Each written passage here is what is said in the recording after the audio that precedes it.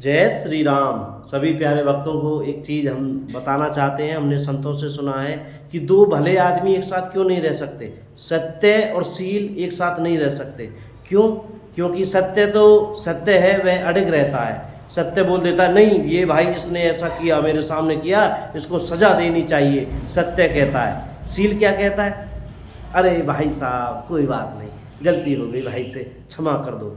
लेकिन सत्य अड़ग हो जाता है और शील वाला शांत। अगर वो आपस में नहीं मिलते तो वो एक दूसरे से अलग हो जाते हैं। ठीक इसी प्रकार काम क्रोध मोह लोभ अहंकार ये सब साथ रहते हैं। चोर गुंडे लुटेरे दारूबाज सुल्पाबाज और ताश खेलने वाले, देखिए सब जुआरी जिनको बोला जाता है, नशेड़ी, तो ये इकट्ठा डोलते हैं। ये क्यों?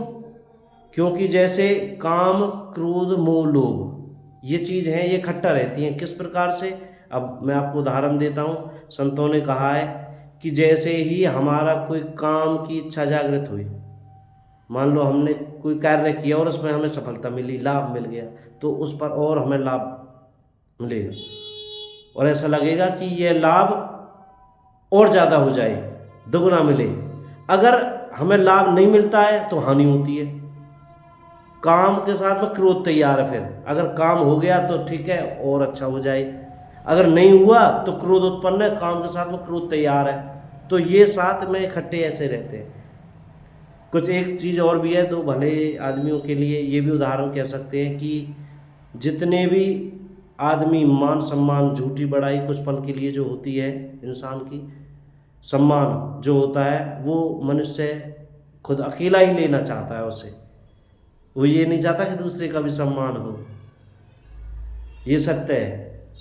वो चाहेगा ही नहीं कभी। वो चाहेगा कि सम्मान हो तो मेरा हो, अकेले का ही, और किसी का ना हो। और दूसरे पक्ष में अगर ये चीज़ देखी जाए तो बुराई जहाँ पर आती है तो बुराई में सबको ऐसा लगता है कि भाई ये भी मेरे साथ हो जाए, ये भी हो जाए। बुरा बनना चाहेगा तो उसे ऐसा लगेगा कि दो चार और हों ताकि थोड़ा ग्रो बन सके, अच्छा लगे। तो ये संतों से हमने सुना, कई दिन से हमारे दिमाग में चल रहा था तो सोचा आपको बता दूं। कोई गलती हो गई हो बोलने में तो भाई कृपया क्षमा करना। जय श्री राम, जय श्री सीताराम।